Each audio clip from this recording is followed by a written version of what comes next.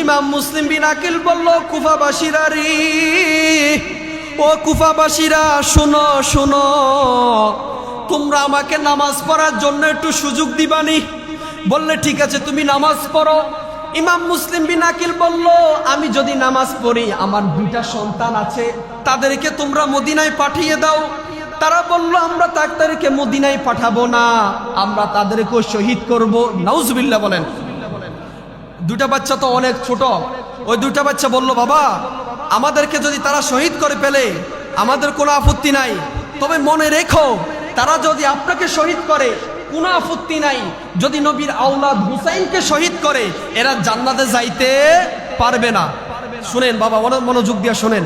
যে মাত্র দুইটা ছোট বাচ্চা তো অনেক চালাক ছিল, তো এই ছোট বাচ্চারা কি করলো, ঘর থেকে পলাইয়া বের হয়ে গেল। এখন তাদেরকে আর ধরতে পারে নাই।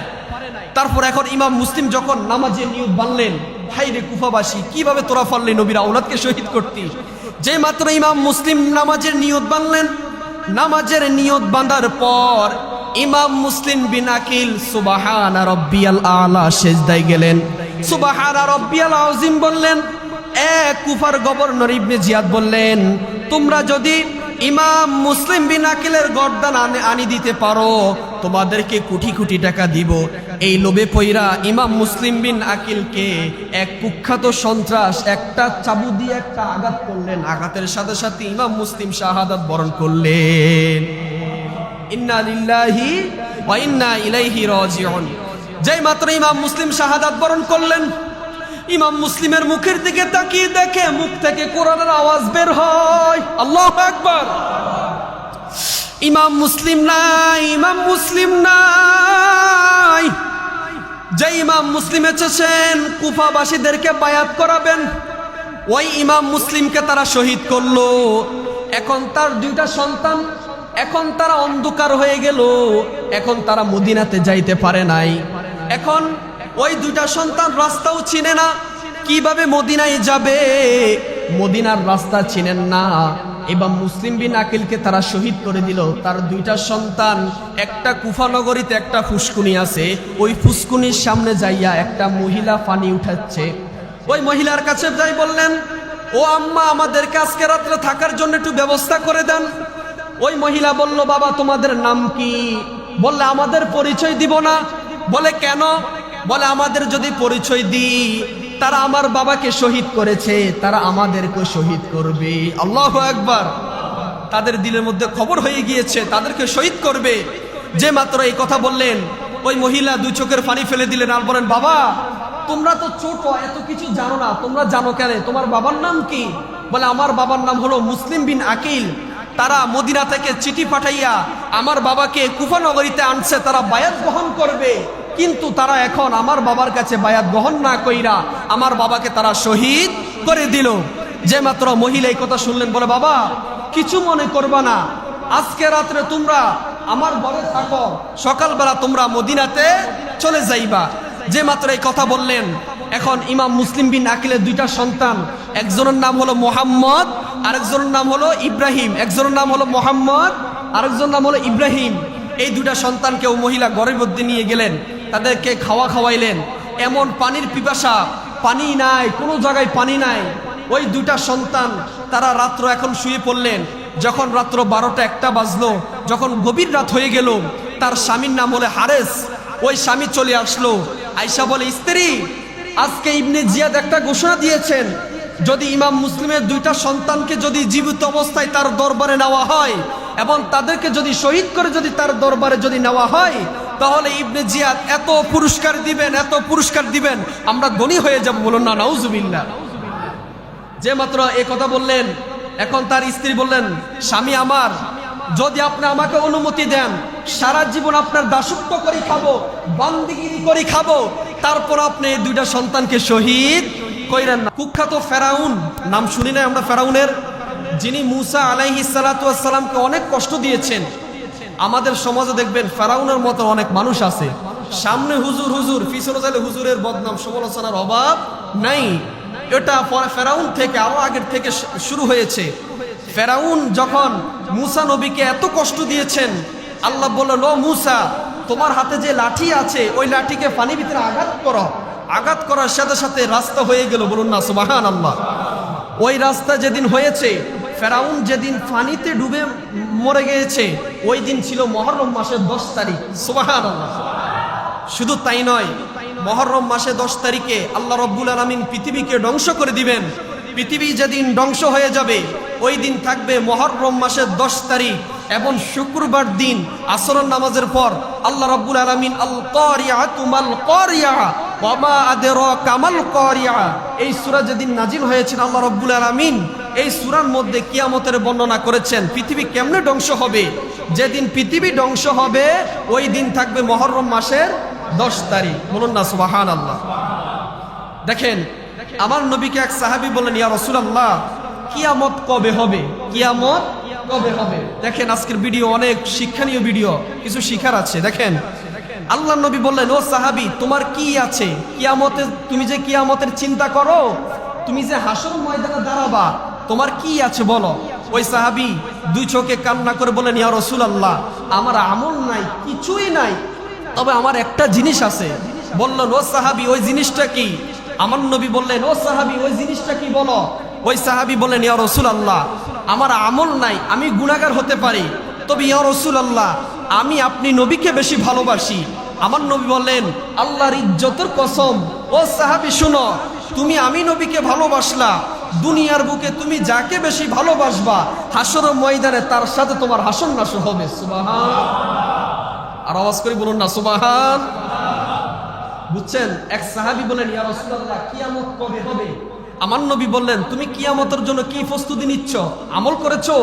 বলেন, ইয়া রাসূলুল্লাহ, আমার কিছু নাই, তবে আমার একটা জিনিস আছে, ওই জিনিসটা হলো আমি আমার নূরের নবী হায়াতুন নবীকে বেশি ভালোবাসি। আজকে আমরা কেন নবী নবী করি? কারণ ওই নবী আমার কবরে আসবে, ওই নবী আমার হাসরে আসবে, ওই নবী আমার ফুলসিরাতের পারে আসবে। দেখেন, আমি মূল আলোচনায় ঢুকে পড়লাম। আল্লাহ রাব্বুল আলামিন কোরআনুল কারীম নাজিল করেছেন একমাত্র মুসলমান যারা, তারা যেন হেদায়েতের পথে আসে। এখন আমাদের সমাজে কিছু মুফতি সাহেব, কিছু বড় বড় আলেম দেখবেন মুহাদ্দিস দাবি করে, তারা কোরআন শরীফের ভিতরে ভুল পায়। নাউজুবিল্লাহ বলেন। আল্লাহ বলেন, যালিকাল কিতাবু লা রাইবা ফীহি হুদাল লিল মুত্তাকিন। তাফসীর জালালাইন শরীফ, যে তাফসীর লিখেছেন ইমাম জালালউদ্দিন সুয়ুতী রাহমাতুল্লাহ আলাইহি, ওই ইমাম জালালউদ্দিনের তাফসীর পড়ে দেখলাম, তাফসীর কারকগণ বলেন, ইমাম তাফসীর ইবনে কাসির তার কিতাব পড়ে দেখলাম, তিনি উল্লেখ করেছেন, কোন ব্যক্তি যদি কোরআন শরীফের মধ্যে ভুল ধরে এবং ভুল পায়, তার ঈমান থাকবে। দেখেন, সংক্ষিপ্ত বুঝাই, আমরা যে একটা সম্প্রদায়কে কাদিয়ানি বলি, কাদিয়ানি কাফের না? তারা কেন কাফের হয়েছে? আমার নবীকে শেষ নবী মানেন না, আমার নবীকে শেষ নবী মানেন না, এই জন্য তারা কাফের। তারা কয়টা অক্ষর মানে না কোরআন শরীফের? 4টা অক্ষর, খাতামুন নাবিয়িন। যে ব্যক্তি 4টা অক্ষর না মানার কারণে কাফের হয়ে যায়, আর আল্লাহ বলেন, আমার কোরআন শরীফের যদি একটা জের, একটা জবর, একটা হরফ যদি কেউ না মানে, তার ঈমান থাকবে। যালিকাল কিতাবু লা রাইবা ফীহি হুদাল লিল মুত্তাকিন। ও দুনিয়ার মানুষেরা, এই কিতাবের মধ্যে কোনো সন্দেহ নাই, কোনো ভুল নাই, কেউ যদি ভুল ধরতে পারো, তোমাদের ঈমান থাকবে। দেখেন, ওই কোরআনুল কারীমে আল্লাহ রাব্বুল আলামিন আহলে বায়াতের কথা বলেছেন। এখন আসুন, আহলে বায়াত কারা, পাক পাঞ্জাতন কারা, আপনারা জানেন? দেখেন, আল্লাহ নবী রাহমাতুল লিল আলামিন একদিন খোলা আকাশের নিচে দাঁড়িয়ে রইলেন। দাঁড়ানোর পর আম্মাজান ফাতেমাতুজ জোহরা রাদিয়াল্লাহু তাআলা আনহাকে ডাক দিলেন, মা ফাতেমাতুজ জোহরাকে ডাক দিলেন, মাওলায়া আলী শেরে খুদাকে ডাক দিলেন। ওই আলী কেমন আলী জানেন? জিনার জন্ম হয়েছে খানা কাবার ভিতরে। বলুন না সুবহানাল্লাহ। পৃথিবীর মধ্যে এমন কোন সন্তান নাই যার জন্ম হয়েছে কাবাঘরের মধ্যে, তবে আমার আল্লাহ বলেন, আমি এমন একজন সন্তানকে জন্মগ্রহণ করাবো যিনি হবেন কাফেরদের জন্য তলোয়ার, যিনাকে দেখলে কাফেরের 14 গোষ্ঠীরা ভয় পাইতো। বলুন না সুবহানাল্লাহ।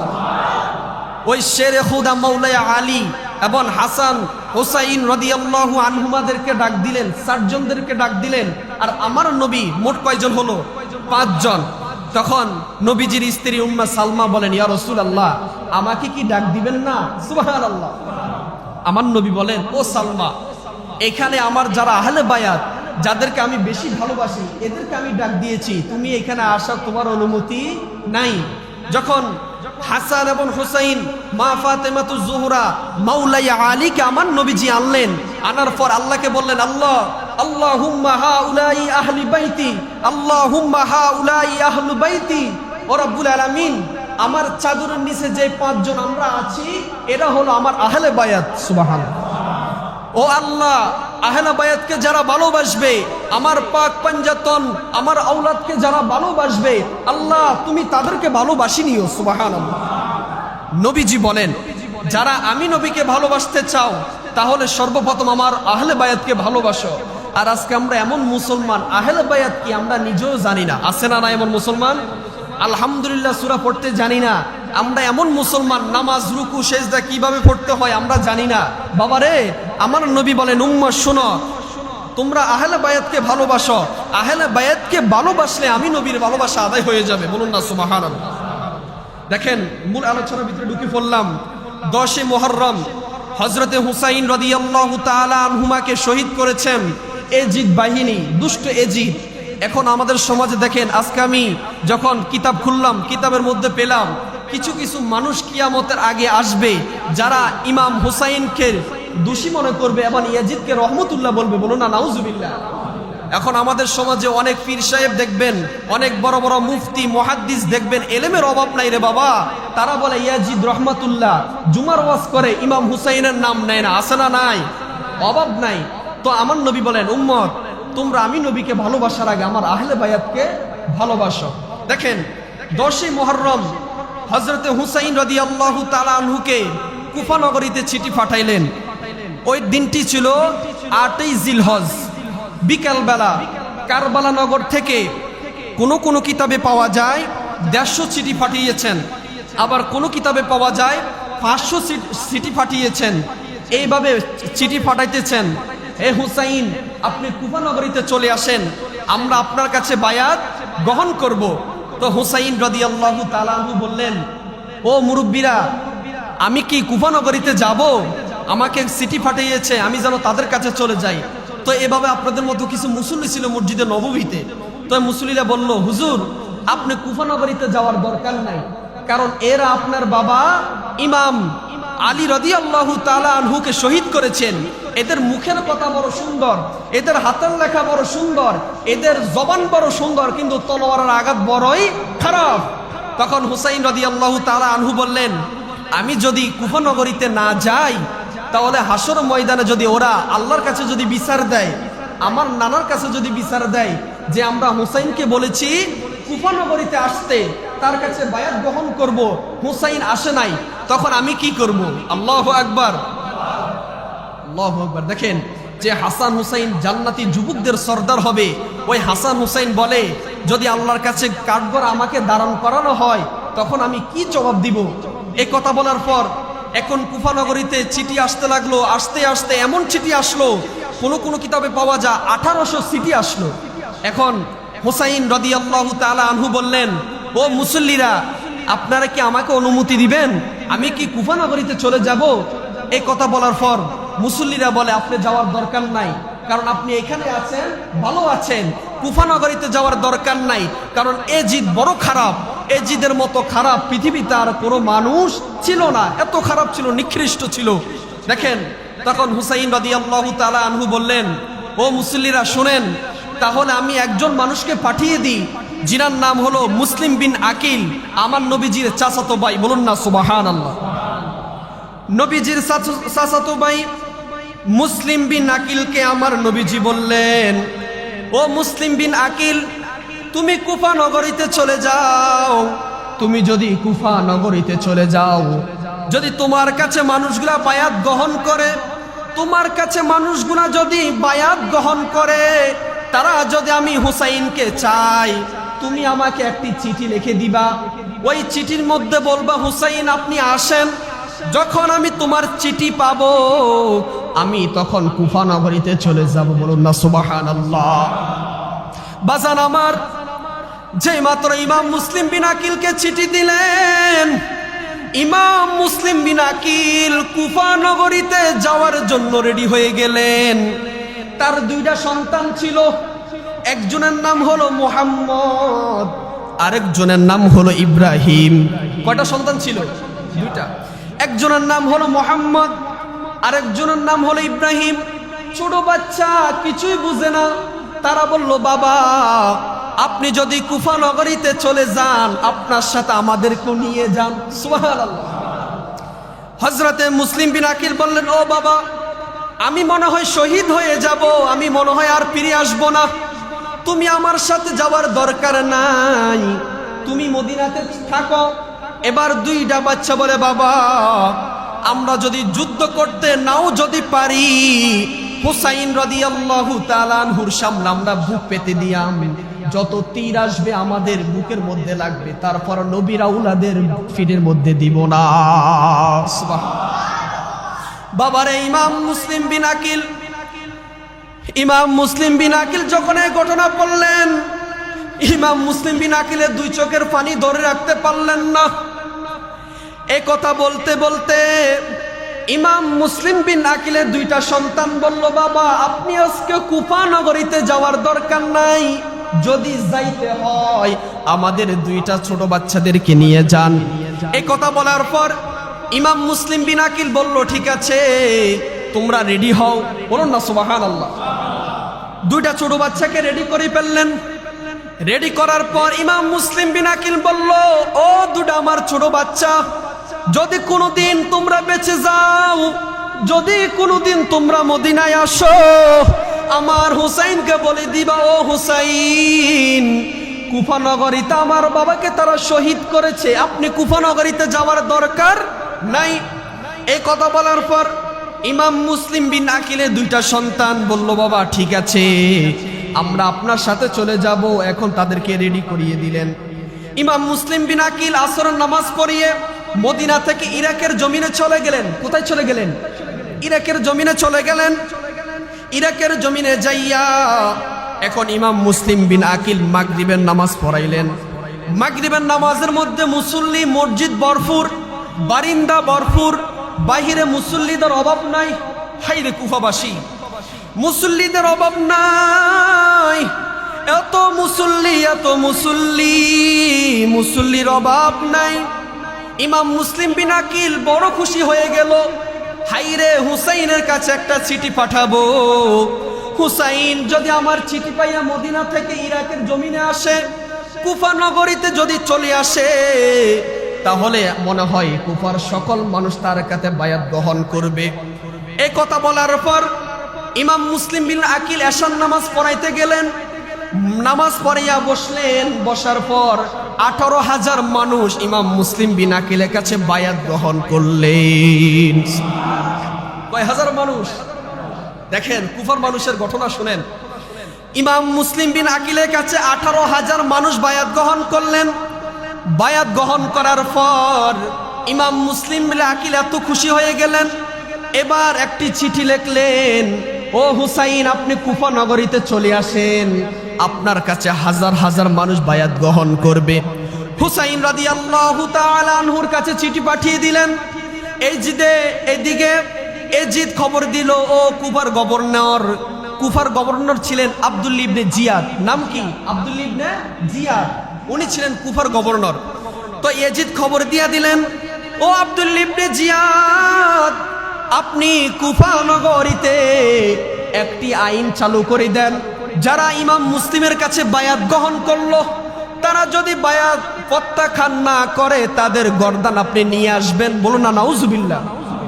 দেখেন এখান থেকে শুরু হচ্ছে দ্বন্দ্ব। ইমাম মুসলিম বিন আকিল বললেন, ও সকল মানুষ তোমরা শুনিয়া রাখো। এখন ইবনে জিয়াদ বললেন, ও সকল মানুষ তোমরা শোনো। 300 পুলিশ এবং 300 সেনাবাহিনীকে বললেন, তোমরা যদি কুফা নগরীতে ইমাম মুসলিমের কাছে যারা বায়াত গ্রহণ করেছে তাদেরকে যদি তোমরা বায়াত থেকে প্রত্যাখ্যান না করো, তোমাদের গর্দানও থাকবে না। নাউজুবিল্লাহ। এ কথা বলার পর এখন হুসাইন রাদিয়াল্লাহু তাআলা আনহু ফজর নামাজ পড়াইতে গেলেন। একজন মানুষও নাই। ওমা এশার টাইমে 18,000 মানুষ বায়াত গ্রহণ করেছে। ওমা জোহর নামাজ পড়াইতে গিয়েছে মাত্র 2 কাতার মুসল্লি। ওরে জোহর নামাজ পড়াইতে গিয়েছে মুসল্লি 1 কাতার। আসর নামাজ পড়াইতে গিয়েছে মুসল্লি 4 জন। মাগরিবের নামাজ পড়াইতে গেছে মুসল্লি নাই। কিরে তোরা আমার কাছে আসার টাইমে 18,000 মানুষ এবং 40,000 মানুষ তোরা বায়াত গ্রহণ করলি, ও মা আমি হুসাইনকে চিঠি পাঠিয়ে দিলাম হুসাইন কুফায় আসবে, এখন যে তোরা আমার থেকে বায়াত প্রত্যাখ্যান করে ফেললা, কি হলো? হাইরে মুসলিম বিন আকিল টেনশনে পড়ে গেলেন, হাইরে যদি আমার চিঠি পেয়ে যদি হুসাইন কুফা নগরীতে চলে আসে, তারা হুসাইনকে শহীদ করে ফেলবে, হাইরে আমি কেন চিঠি ফেললাম, কেন চিঠি পাঠাইলাম? এই কথা বলতে বলতে মুসলিম বিন আকিল টেনশনে পড়ে গেলেন। এশার নামাজ পড়াইতে মসজিদে ঢুকলেন, ওমা মুসল্লি নাই, একজন মুসল্লিও নাই। ইমাম মুসলিম বিন আকিল টেনশনে পড়ে গেলেন, হাইরে নবীর আওলাদকে যদি তারা শহীদ করে ফেলে আমি আল্লাহর কাছে কি জবাব দিব? কারণ আমি চিঠি লিখেছি, চিঠি লেখার পর তারা এখন উম্মে হানি নামও এক মহিলা ছিল, ওই মহিলাকে বললেন, আম্মা আমি মুসলিম বিন আকিল মদিনা থেকে এসেছি আপনাদেরকে বায়াত করানোর জন্য, এখন রাত্রবেলা আমি মদিনায় যাইতে পারবো না, আপনি আমাকে রাত্র থাকার জন্য একটি নির্দিষ্ট ব্যবস্থা করে দেন না, বলুন না সুবহানাল্লাহ। ওই মহিলা অনেক ভালো মহিলা ছিলেন, ওই মহিলা বলল, বাবা আমি তো তোমাকে চিনি না, তোমার নাম কি? বলে আমার নাম হলো মুসলিম বিন আকিল, আমি মদিনা থেকে এসেছি, ইমাম হুসাইনের কাছে যারা বায়াত গ্রহণ করবে তাদেরকে দেখতে এসেছি। এখন ওই উম্মে হানি মহিলা বললেন, বাবারে আমার ঘরে তো থাকার জায়গা নাই, তবে আমি তোমাকে বড্ড ভালোবাসি, তুমি আমার ঘরে আজকে রাত্রে যাপন করো, সকালে তুমি চলে যেও। এদিকে কুফার গভর্নর ইবনে জিয়াদ এত বড় খারাপ ছিল, নিকৃষ্ট ছিল, ওই ইবনে জিয়াদ ঘোষণা দিয়ে দিল, যদি তোমরা মুসলিম বিন আকিলের গর্দান কল্লা যদি আনতে পারো তোমাদেরকে 150 উট দিব, বলুন না নাউজুবিল্লাহ। দেখেন কিভাবে নবীর আওলাদকে শহীদ করলো লোভে ফালাইয়া। আজকে আমাদের সমাজে এরকম মানুষ নাই, লোভে পাপে মৃত্যু। মনে রাখবেন, যখন এজিদ খবর দিল যে হে ইবনে জিয়াদ তুমি একটা সুসংবাদ দিয়ে দাও, পুরস্কার দিয়ে দাও, যদি কেউ ইমাম মুসলিম বিন আকিলের গর্দান যদি আনতে পারে তাকে 150 উট দিব। কয়শো উট? 150 উট দিব। এখন হারেস নামের একটা পুরুষ ছিল, জানোয়ার, ওই জানোয়ার বলল আমি ইমাম মুসলিমের কল্লা আনি দিব এবং তার 2টা সন্তানের কল্লা আনি দিব, বলুন না নাউজুবিল্লাহ। হাইরে নবীর আওলাদকে কিভাবে শহীদ করলো দেখেন। যখন এই ঘোষণা ছড়িয়ে পড়লো, এখন ইবনে জিয়াদ কুফার ভিতরে দীপ্তহীন কণ্ঠে বললেন, কে আছো বলো, ইবনে জিয়াদকে রাত্রে তোমাদের ঘরে রেখেছ, তাড়াতাড়ি আমাকে বলে দাও, আর না হলে তোমাদেরকেও রাখবো না, বলুন না নাউজুবিল্লাহ। এই কথা বলার পর এখন যে বুড়ির ঘরে মুসলিম বিন আকিল ঘুমিয়ে পড়লেন, ওই বুড়ির একটা সন্তান ছিল, ওই সন্তান যাইয়া বলি দিল, হে ইবনে জিয়াদ আমার মায় দেখছি মুসলিম বিন আকিলকে আমাদের ঘরের ভিতরে ঘুমাইয়ে দিয়েছেন, বলুন না নাউজুবিল্লাহ। যখন এই ঘোষণা পড়ে গেলেন তখন মহিলা ডাক দিয়ে বললে, বাবা তুমি কেন নবীর আওলাদকে ফাঁসিয়ে দিলা? তুমি কেন এজিদের কাছে যাইয়া বললা মুসলিম বিন আকিল আমার ঘরে শুয়েছেন, এখন তো তারা মুসলিম বিন আকিলকে রাখবো না। এখন ইবনে জিয়াদ বলে দিলেন, যদি তোমরা কেউ মুসলিম বিন আকিলের কল্যাণ আনি দিতে পারো তোমাদেরকে আমি অনেক অনেক টাকা দিব, তোমরা বড় বাদশা হয়ে যাইবা, বড় লোক হয়ে যাইবা। এখন এই ঘোষণা পড়ার পর 300 সেনাবাহিনী ছিলেন এবং কোনো কিতাবে পাওয়া যায় 30 জন সৈন্য ছিলেন, ওদেরকে নিয়ে প্রত্যেক ঘরে ঘরে কুফা নগরীতে যত ঘর ছিলেন সব ঘরের মধ্যে তল্লাশি চালিয়ে দিলেন, ইমাম মুসলিম কোন ঘরে আছেন। এখন এক ঘরে গিয়েছেন, যে বুড়ির ঘরে গিয়েছেন, বুড়ির ঘরে যাইয়া দেখে ইমাম মুসলিম বিন আকিল ঘুমিয়ে পড়লেন। এখন ইবনে জিয়াদের সালাফেরারা বলল, ও ইবনে জিয়াদ আমি ইমাম মুসলিমকে পেয়েছি, এখন কি করব তাকে? ইবনে জিয়াদ বলো, এক হলে তাকে তোমরা জিন্দা নিয়ে আসো, আর নহইলে গর্দান নিয়ে আসো, বলুন না নাউজুবিল্লাহ। বাবারে অনেক কষ্ট হয়। যখন ইবনে জিয়াদ এই ঘোষণা দিয়ে দিলেন, ওই দুষ্ট লোক কি করলো, ইমাম মুসলিমের কাছে গেলেন, যাইয়া বলে, ও ইমাম মুসলিম বিন আকিল তুমি আর বাঁচতে পারবে না, আজকে তোমাকে শহীদ করে দিব। যে মাত্র এই ঘটনা বললেন, এখন ইমাম মুসলিম বিন আকিল বলে, আমি জানি তোমাদের মুখের কথা বড় সুন্দর, তোমাদের ব্যবহার বড় সুন্দর, তবে তোমাদের যে মুনাফিকি করো, যে ব্যবহার করো, এই ব্যবহার বড়ই খারাপ। এই কথা বলার পর এখন ওই লোকটা বলল, ইমাম মুসলিম তুমি আর কিছু বলবা? বলে আমি তোমাদের কাছে একটা জিনিস চাই। বলে কি? বলে তুমি আমাকে মদিনায় যাইতে দাও, আমি নবীর নাতি ইমাম হুসাইনকে বলবো সে যেন কুফা নগরীতে না আসে। যখন এই কথা বললেন, ওই লোকটা বলল, তুমি তো আর আসবা না, তুমি আমাদেরকে ফাঁকি দিয়ে চলে যাইবা, ইমাম মুসলিম বিন আকিল বলে, হাই রে কুফাবাসী, তোমাদের ভিতরে কি মায়া দয়া নাই?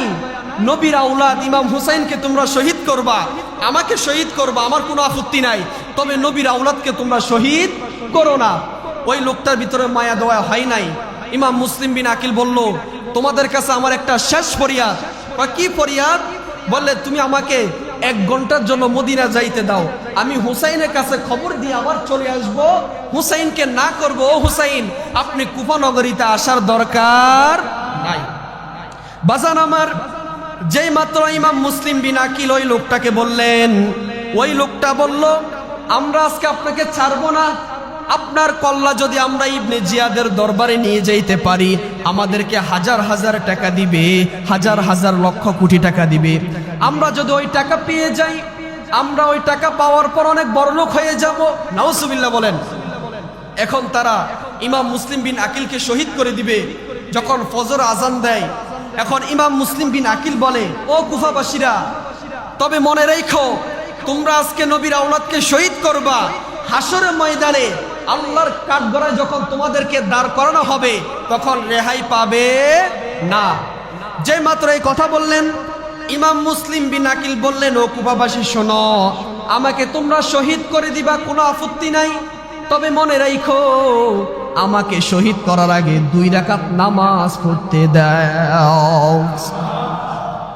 বাবারে, নামাজের কত গুরুত্ব! নামাজ কেন পড়ব? আমরা নামাজও পড়ি, মিথ্যা কথাও বলি, নামাজও পড়ি, আমরা মাঝে মধ্যে সুদও খাই, নামাজও পড়ি, আবার সুবুরখুরি করি, আছে না নাই? ইমাম মুসলিম বিন আকিল বললেন, ও কুফাবাসী, আমাকে শহীদ করে দিবা, কোনো আপত্তি নাই, শহীদ করার আগে আমাকে 2 রাকাত নামাজ পড়তে দাও।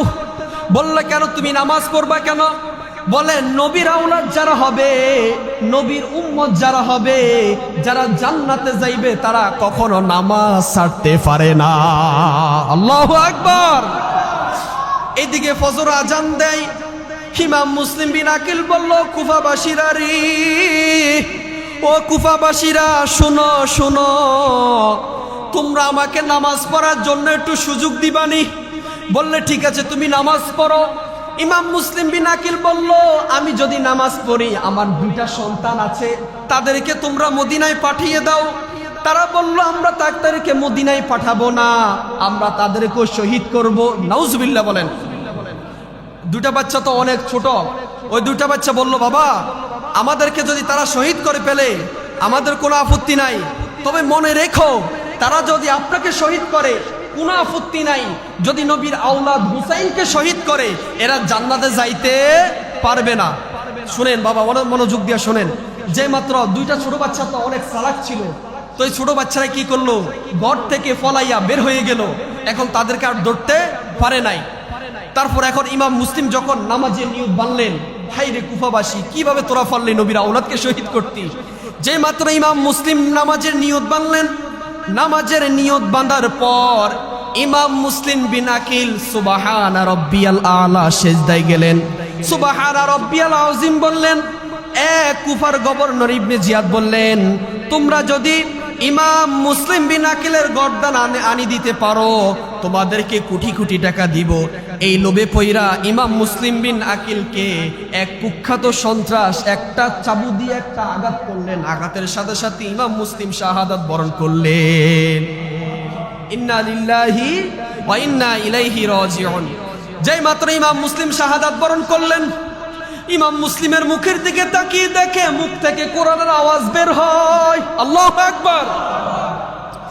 ইমাম মুসলিম নাই, ইমাম মুসলিম নাই। যে ইমাম মুসলিম এসেছেন কুফাবাসীদেরকে বায়াত করাবেন, ওই ইমাম মুসলিমকে তারা শহীদ করলো। এখন তার 2টা সন্তান, এখন তারা অন্ধকার হয়ে গেল, এখন তারা মদিনাতে যাইতে পারে নাই। এখন ওই 2টা সন্তান রাস্তাও চিনে না, কিভাবে মদিনায় যাবে, মদিনার রাস্তা চিনেন না। ইমাম মুসলিম বিন আকিলকে তারা শহীদ করে দিল। তার 2টা সন্তান, একটা কুফা নগরীতে একটা ফুসকুনি আছে, ওই ফুসকুনির সামনে যাইয়া একটা মহিলা পানি উঠাচ্ছে। ওই মহিলার কাছে যাই বললেন, ও আম্মা, আমাদেরকে আজকে রাত্রে থাকার জন্য একটু ব্যবস্থা করে দেন। ওই মহিলা বলল, বাবা তোমাদের নাম কি? বললে, আমাদের পরিচয় দিব না। বলে, কেন? বলে আমাদের যদি পরিচয় দিই, তারা আমার বাবাকে শহীদ করেছে, তারা আমাদেরকে শহীদ করবে। আল্লাহু আকবার। তাদের দিলের মধ্যে খবর হয়ে গিয়েছে তাদেরকে শহীদ করবে। যে মাত্র এই কথা বললেন, ওই মহিলা দুই চোখের পানি ফেলে দিলেন আর বলেন, বাবা তোমরা তো ছোট, এত কিছু জানো না, তোমরা জানো কেন? তোমার বাবার নাম কি? বলে আমার বাবার নাম হলো মুসলিম বিন আকিল। তারা মদিনা থেকে চিঠি পাঠাইয়া আমার বাবাকে কুফা নগরীতে আনছে, তারা বায়াত গ্রহণ করবে, কিন্তু তারা এখন আমার বাবার কাছে বায়াত গ্রহণ না কইরা আমার বাবাকে তারা শহীদ করে দিল। যে মাত্র মহিলা এই কথা শুনলেন, বলে বাবা কিছু মনে করবা না, আজকে রাত্রে তোমরা আমার ঘরে থাকো, সকালবেলা তোমরা মদিনাতে চলে যাইবা। যে মাত্র এই কথা বললেন, এখন ইমাম মুসলিম বিন আকিলের দুইটা সন্তান, একজনের নাম হলো মোহাম্মদ, আরেকজনের নাম হলো ইব্রাহিম। একজনের নাম হলো মোহাম্মদ, আরেকজনের নাম হলো ইব্রাহিম। এই দুটা সন্তানকে ও মহিলা ঘরের মধ্যে নিয়ে গেলেন, তাদেরকে খাওয়াইলেন। এমন পানির পিপাসা, পানি নাই, কোনো জায়গায় পানি নাই। ওই দুটা সন্তান তারা রাত্র এখন শুয়ে পড়লেন। যখন রাত্র 12টা-1টা বাজলো, যখন গভীর রাত হয়ে গেল, তার স্বামীর নাম হলো হারেস। ওই স্বামী চলে আসলো, আয়েশা বলে, স্ত্রী আজকে ইবনে জিয়াদ একটা ঘোষণা দিয়েছেন, যদি ইমাম মুসলিমের দুইটা সন্তানকে যদি জীবিত অবস্থায় তার দরবারে নেওয়া হয় এবং তাদেরকে যদি শহীদ করে যদি তার দরবারে যদি নেওয়া হয়, তাহলে ইবনে জিয়াদ এত পুরস্কার দিবেন, এত পুরস্কার দিবেন, আমরা ধনী হয়ে যাব। বলুন না নাউজুবিল্লাহ। যে মাত্র এই কথা বললেন, এখন তার স্ত্রী বললেন, স্বামী আমার, যদি আপনি আমাকে অনুমতি দেন, সারা জীবন আপনার দাসত্ব করে খাবো, বান্দিগিরি করে খাবো, তারপর আপনি এই দুইটা সন্তানকে শহীদ কইরেন না। বলেন আল্লাহুম্মা সাল্লি।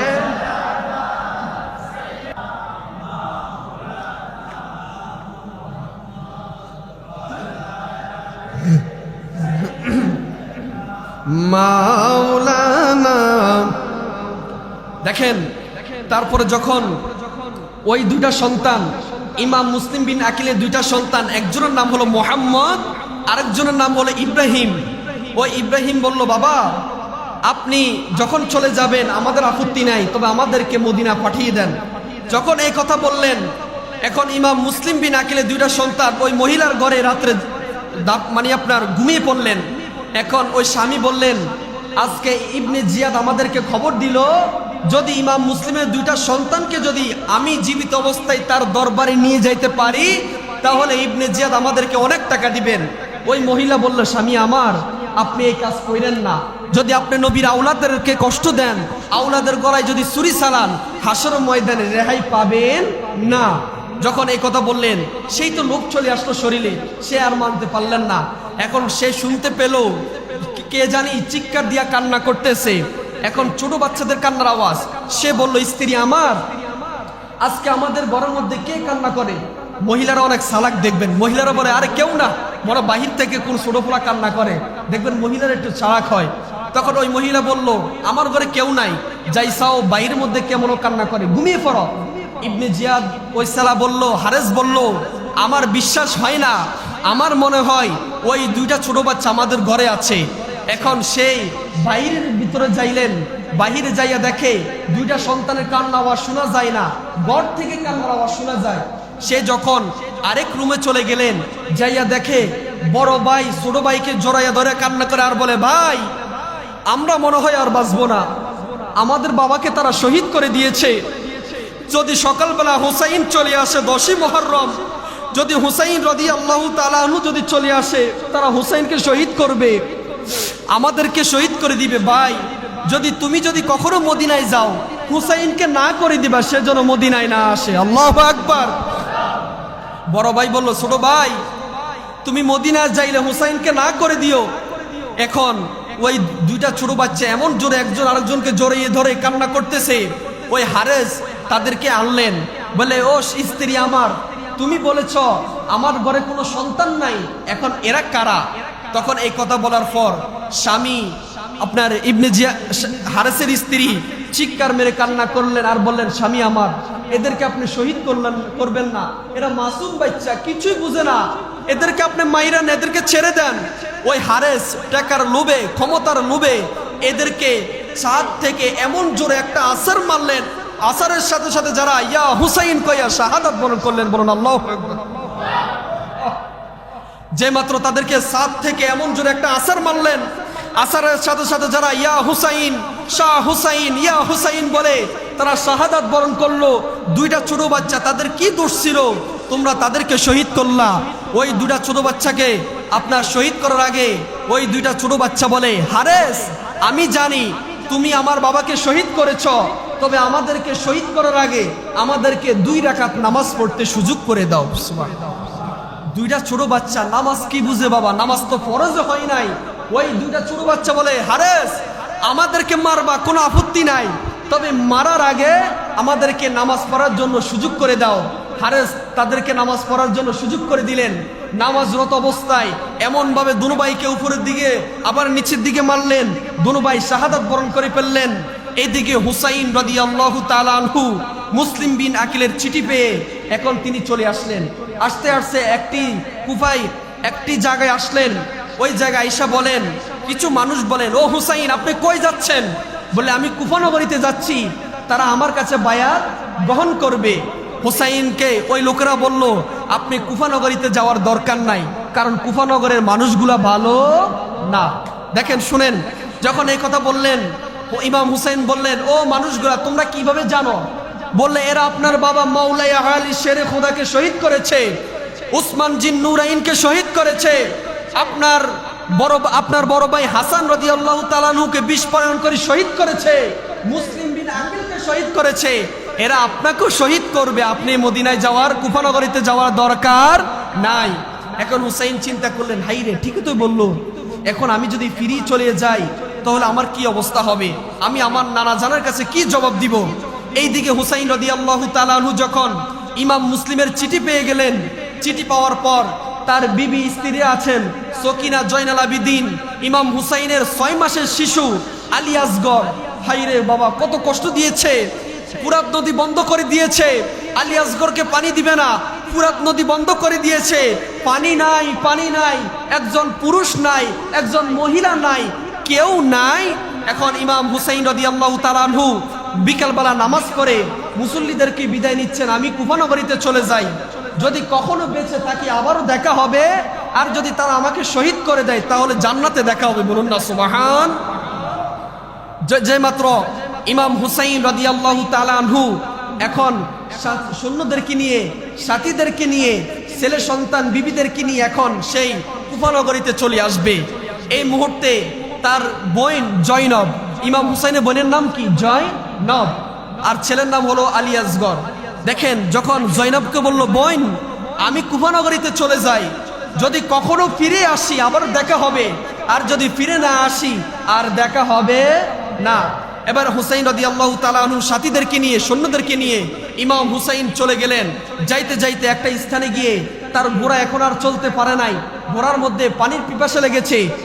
এখন ইমাম হুসাইন বলল, হাই রে কুফা মানুষ, তোমরা মুসলিম বিন আকিলকে শহীদ করলা, এখন তোমরা আমাকেও শহীদ করবা, পানি কেন বন্ধ করলা? হাই রে নবীর আওলাদের জন্য এক গ্লাস পানিও তখন ছিল না। বাজান আমার, ইমাম হুসাইন রাদিয়াল্লাহু তাআলা আনহুকে যখন কুফা নগরীতে দাওয়াত করলেন, এখন ইমাম হুসাইন কুফা নগরীর আগে পৌঁছিয়ে গেলেন। এখন কিছু মানুষ বলে, আপনি কুফা নগরীতে যাওয়ার দরকার নাই, এরা মুসলিম বিন আকিলকে শহীদ করে ফেললো, এখন আপনাকে শহীদ করে দিবে। এই কথা বলার পর হুসাইন রাদিয়াল্লাহু তাআলা আনহু বললেন, আমি কুফা নগরীতে চলে যাব, তারা যদি আমাকে শহীদ করে তারপর আমার কোনো আফসোস নাই। সুবহানাল্লাহ।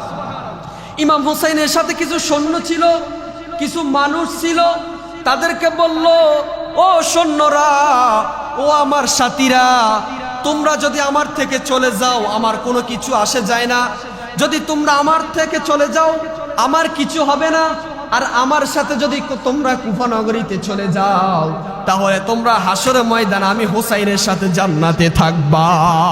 সুবহানাল্লাহ। এই কথা বলার পর ইমাম হুসাইন তার সাথীদেরকে বললেন, তোমরা কি আমার সাথে কুফা নগরীতে যাইবা?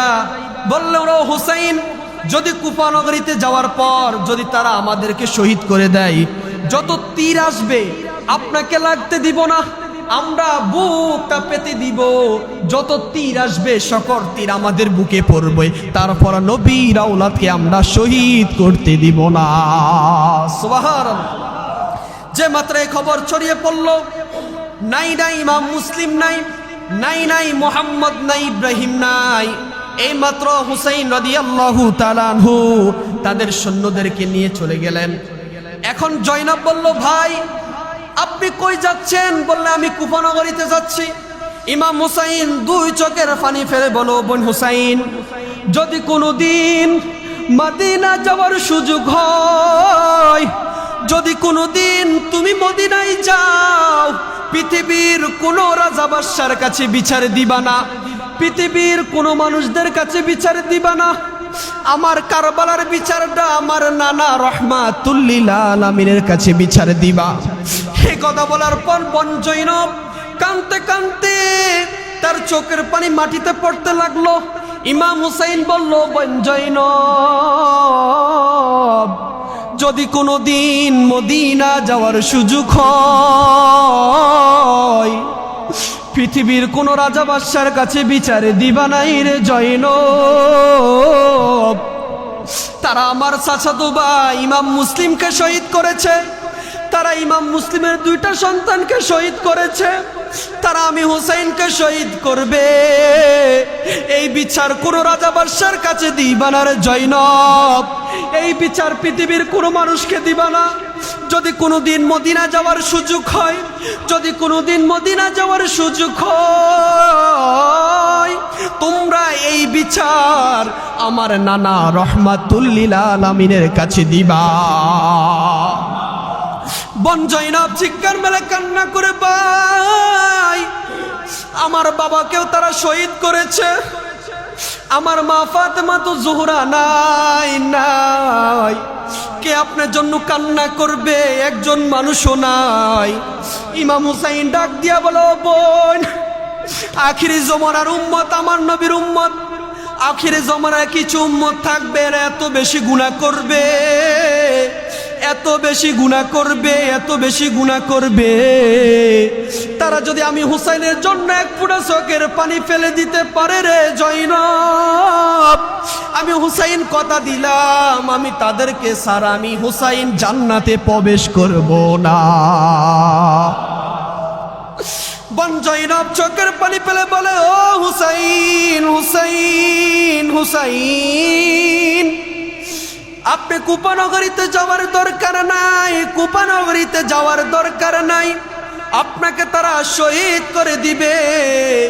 এই কথা বলার পর হুসাইন রাদিয়াল্লাহু তাআলা আনহু বললেন, বোন তুমি আমাকে বিদায় দাও, আমি যদি দেরি করে ফেলি তারা আমার কাছে বায়াত গ্রহণ করবে না।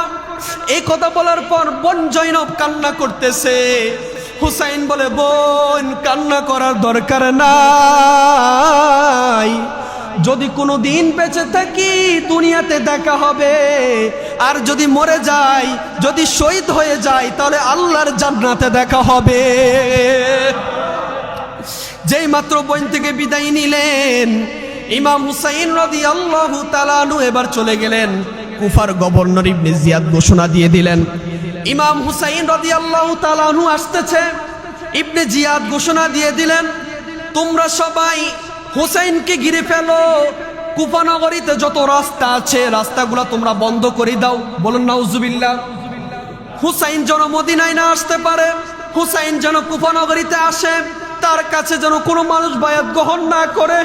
যে মাত্র ইবনে জিয়াদ এই ঘোষণা দিয়ে দিলেন, আর সেই ঘোষণা দিয়ে দিলেন এজিদ সিংহাসনে ঘোষণা দিয়ে দিলেন, ও জগতের মানুষ শোনো, তোমরা যদি হুসাইন রাদিয়াল্লাহু তাআলা আনহুর কাছে বায়াত গ্রহণ করো, আমি এজিদ তোমাদের একটারও গর্দান রাখবো না। বলেন নাউজুবিল্লাহ। বাজান আমার খুব খেয়াল করেন, যে মাত্র ইমাম হুসাইন কুফা নগরীতে প্রবেশ করলেন, তার সৈন্য ছিল 72 জন। কয়জন? আরো আওয়াজ করি, কয়জন? তার সৈন্য ছিল 72 জন। ইবনে জিয়াদের সৈন্য ছিল 22,000 জন। তার মধ্যে 7,000 জন হলো কোরআনের হাফেজ, বড় বড় মুফতি ছিলেন, দাড়িওয়ালা ছিলেন, বড় বড় জুব্বাওয়ালা ছিলেন। তারা ইমাম হুসাইনকে বললেন, ইবনে জিয়াদকে বললেন, ও ইবনে জিয়াদ, আমরা অনেক বড় হাফেজ, অনেক বড় মুফতি, অনেক বড় মাওলানা, অনেক বড় বড় মাস্টার ডিগ্রি অর্জন করে এসেছি, হুসাইনকে রাখা যাবে না। হুসাইন যদি কুফা নগরীতে চলে আসে, আপনি তাকে শহীদ করে ফেলেন, কারণ সে যদি থাকে আপনাকে ক্ষমতার চেয়ারে রাখবে না। নাউজুবিল্লাহ বলেন। ইমাম হুসাইন রাদিয়াল্লাহু তাআলা আনহুর কাছে একমাত্র ইমাম হুসাইন যুদ্ধ করেছেন, শহীদ হয়েছেন যেন এজিদ ক্ষমতায় না আসে, কারণ এজিদের যোগ্যতা ছিল না।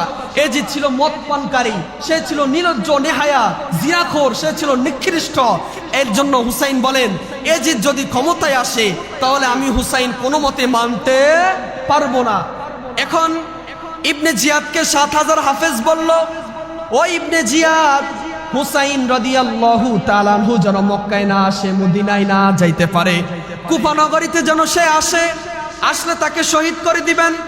এই কথা বলার পর ইবনে জিয়াদ বললেন, ও কুফা মানুষ, তোমরা শুনো, তোমরা যদি হুসাইনের গর্দান কল্লা মুবারক যদি তোমরা আনতে পারো, মাথা মুবারক যদি তোমরা নিয়ে আসতে পারো, তোমাদেরকে কোটি কোটি টাকা দেওয়া হবে।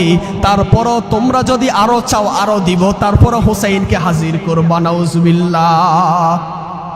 কিছু মানুষ দেখবেন আমাদের সমাজে আছে, লোভে পড়ে যায় টাকার জন্য। কুফা নগরীতে কিছু মানুষ ছিল, তারা লোভে পড়ে গেল, তারা বলল হুসাইনের কল্লা আনবো, মাথা মুবারক আনবো, শিল মুবারক আনবো। আবার এইদিকে তারা চিন্তা করে, আমরা যদি হুসাইনের শিল মুবারক আনি, যদি হুসাইন আল্লাহর দরবারে আমাদের জন্য সুপারিশ না করে, তাহলে তো আমরা জান্নাতে যাইতে পারবো না। দেখেন 7500 মানুষ ছিল, কোরআনের হাফেজ ছিল, মুফতি ছিল, বড় বড় আলেম ছিল, পাগড়িওয়ালা ছিল, জুব্বাওয়ালা ছিল, এদেরকে কি মুসলমান বলা যাবে? যারা নবীর আওলাদকে কষ্ট দেয়, যারা নবীর আওলাদকে শহীদ করেছে, এরা মুসলমান নামের মুনাফিক। জোরে বলুন ঠিক কিনা বাবা? দেখেন, এখন ইবনে জিয়াদ ঘোষণা দিয়ে দিলেন, ইমাম হুসাইন রাদিয়াল্লাহু তাআলা আনহুর শিল মুবারক তোমরা নিয়ে আসো, ইমাম হুসাইনকে আর রাখা যাবে না। নাউজুবিল্লাহ বলেন। এদিকে যখন ঘোষণা দিয়ে দিলেন, ঘোষণা দেওয়ার পর আল্লাহর নবী রাহমাতুল লিল আলামিন স্বপ্নে যুগে ইবনে আব্বাসকে দেখাইলেন। ইবনে আব্বাস বলেন, নবীজির চাচাতো ভাই, যিনি কি রাইসুল মুফাসসিরিন ঘোষণা দিয়েছেন, বলুন না সুবহানাল্লাহ।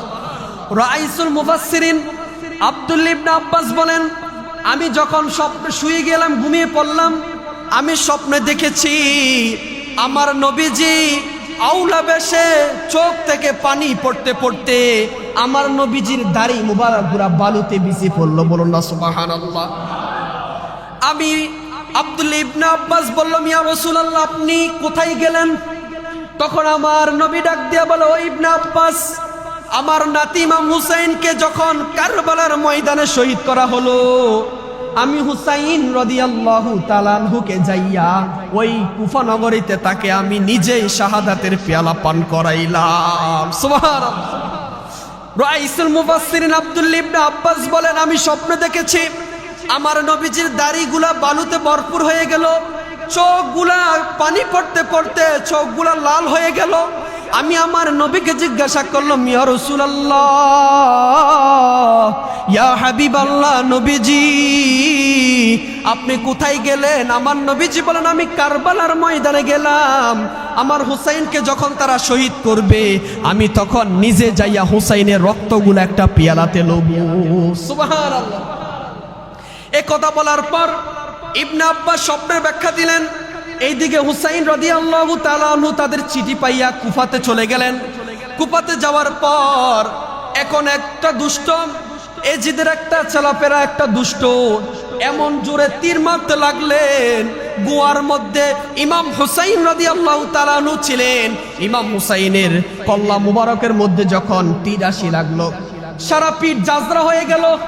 140টা তরবারের আঘাত, 133টা তলোয়ারের আঘাত, 140টা আপনার তাবুর আঘাত, এভাবে বল্লমের আঘাত, এভাবে যখন মারতে লাগলেন, ইমাম হুসাইন রাদিয়াল্লাহু তাআলা আনহু গোড়া থেকে নিচে নামিয়ে পড়লেন। আল্লাহু আকবার। এইদিকে হুসাইন রাদিয়াল্লাহু তাআলা আনহু যখন কারবালাতে পৌঁছাইলেন, পৌঁছানোর পর শহর বানু, যিনি হলেন ইমাম হুসাইনের স্ত্রী, ইমাম হুসাইনের স্ত্রীর নাম কি? শহর বানু। ইমাম হুসাইন রাদিয়াল্লাহু তাআলা আনহু বলেন, ও শহর বানু, আমার নানা জানারও 30-40 বছর আগে বলেছে, ও হুসাইন, তুমি যদি কারবালার ময়দানে যাও, তোমার গোড়ার পা যদি বালুর নিচে ডেবে পড়ে, ওই জায়গাটা হবে তোমার শহীদের জায়গা। আল্লাহু আকবার। ও হুসাইন, তুমি কারবালার ময়দানে চলে যাইলে তোমার গোয়ার পা গুলা আপনার বালুর নিচে ঢুকে পড়বে, গোড়ার সামনে আগাবে না, যেখানে গোড়া থেমে যাবে ওই জায়গাটা হবে তোমার শহীদের জায়গা। এখন শহর বানুকে বললেন, ও শহর বানু, একটা তরবারি লও, খাজুর গাছের মধ্যে আঘাত করো। যে মাত্র তাজা জিন্দা খাজুর গাছের মধ্যে যে মাত্র শহর বানু আঘাত করলেন, দেখে খাজুর গাছ থেকে রক্ত টপ টপে পড়তেছে। সুবহানাল্লাহ। আয় হায়, কে গঠাইলো কারবালার ময়দান, কে হুসাইনকে শহীদ করলো? দাড়িওয়ালা, টুপিওয়ালা, পাঞ্জাবিওয়ালা, ফাগরিওয়ালা, বড় বড় মুফতি, ডক্টর ডিগ্রি অর্জন করা যারা গঠাইছেন, বলেন এরা কি হুসাইনের প্রেমিক হতে পারে? এরা হলেন এজিদের উত্তরসূরি। কথা বলুন ঠিক কিনা বাবা? যে মাত্র শহর বানু খাজুর গাছের মধ্যে আঘাত করলেন, খাজুর গাছ থেকে রক্ত নিচে পড়তেছে। এখন হুসাইন চোখের পানি ফেলে বলে, ও শহর বানু, আমার আর বুঝার বাকি নাই। আমার নানা জান রহমাতুল লিল আলামিন বলেছে, আমি হুসাইন যেদিন 10 মুহররম শহীদ হব, ওই দিন আমার ঘোড়ার পা বালুর নিচে ঢুকে পড়বে এবং খাজুর গাছের থেকে রক্ত যেদিন বের হবে, ওই দিন আমার শাহাদাতের দিন। সুবহানাল্লাহ। শহর বানুকে বললেন, ও শহর বানু, আমাকে ছেড়ে দাও, আমি এজিদের সাথে যুদ্ধ করব। হুসাইনের 72 জন সৈন্য ছিল, কেউ নাই। ইবনে জিয়াদ ঘোষণা করে দিলেন, তোমরা কেউ হুসাইনকে জিন্দা রাখবা না। বলুন না নাউজুবিল্লাহ। হুসাইনের গর্দান কল্লা মাথা মুবারক তোমরা নিয়ে আসো, তোমাদেরকে কোটি কোটি টাকা দিব। এখন হুসাইন রাদিয়াল্লাহু তাআলা আনহু বললেন, আমার আপত্তি নাই, তোমরা আমাকে শহীদ করে দাও, তবে মনে রেখো জান্নাত পাইবা যদি আমি হুসাইন অনুমতি না দিই, আমি হুসাইন যদি সুপারিশ না করি, তাহলে জান্নাতে যাইতে পারবে না। যে মাত্র হুসাইন রাদিয়াল্লাহু তাআলা আনহু এই কথা বললেন, আম্মাজান শহর বানু খাজুর গাছের মধ্যে কোপ দিলেন। কোপ দেওয়ার সাথে সাথে রক্তগুলো বেরিয়ে আসতেছে। হুসাইন বলল, আমার বুঝার বাকি নাই, এই জায়গাটা হলো আমার শহীদের জায়গা। এদিকে সকিনা কাঁদতেছে, জয়নব কাঁদতেছে, আর জানে কে গুনগুনাইয়া বলে, ময়ূর না ময়ূর না রে জয়নাল। সবাই বলুন না বাবা, ময়ূর না ময়ূর না রে জয়নাল, তুমি জয়নাল ময়ূর না, হাই হাই তুমি জয়নাল ময়ূর না, তুমি জয়নাল মারারো গেলে নবীর বংশ থাকবে না। মুহররমের জোরে জোরে হাই হাই কি গঠাইলেন রাম, হাই হাই কি গঠাইলেন রব্বানা, কলিজা পাটিয়া যাই গো বলিতে তার গঠনা। হাসান শহীদ জোহরেতে, হোসেন শহীদ কারবালা, হায়রে হোসেন শহীদ কারবালা, জয়নাল আবেদিন বন্দি গো হইল এজিদের ওই জেলখানায়। মুহররমের 10 মারহাবা, হাই হাই কি গঠাইলেন, ও হাই হাই কি গঠাইলেন রব্বানা, কলিজা মোর পাটিয়া যাই গো বলিতে তার গঠনা। মাও কান্দে জিও গো কান্দে, কান্দে বিবি সকিনা, হায়রে কান্দে বিবি সকিনা,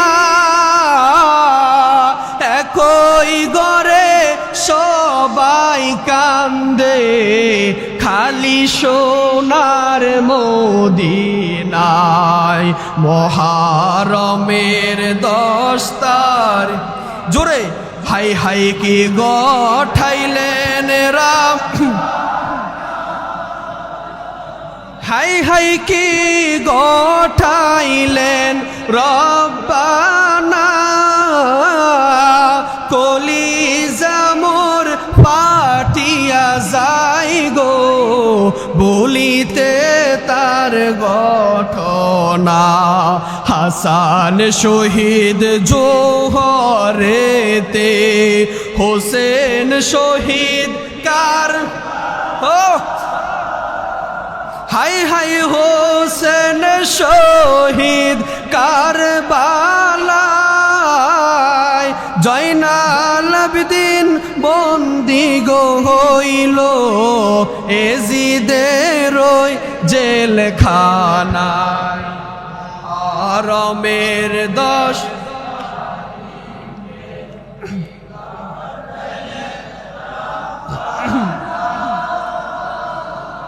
হাই হাই কি গঠাইলেন রব্বানা কলিজা মোর যাই গো বলিতে তার ঘটনা সকলে বলেন আল্লাহু আকবার বলেন ইয়া হুসাইন বলেন আমরা সবাই হুসাইনের সাথে জান্নাতে থাকতে চাই কি চাই না আল্লাহ সবাইকে কবুল করে সকল বলে আমিন